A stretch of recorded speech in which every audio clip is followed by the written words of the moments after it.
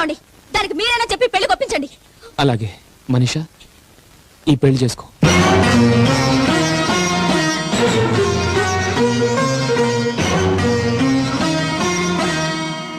వద్దులే, చేసుకోవద్దు.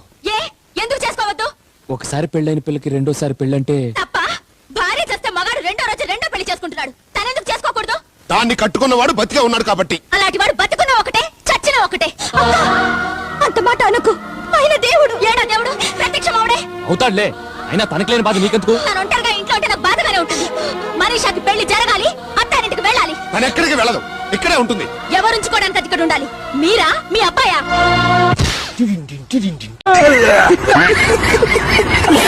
Please subscribe చేసుకోవచ్చు కదా.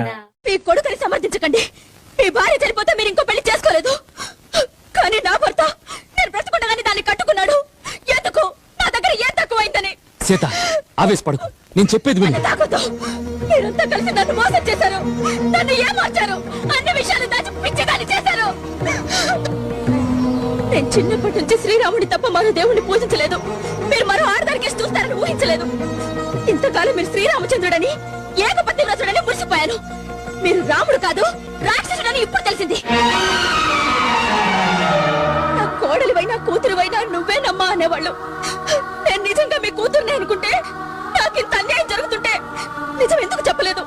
ఎందుకు ఇంత ద్రోహం చేశారు? ప్లీజ్ సబ్స్క్రైబ్ చేసుకోవచ్చు కదా.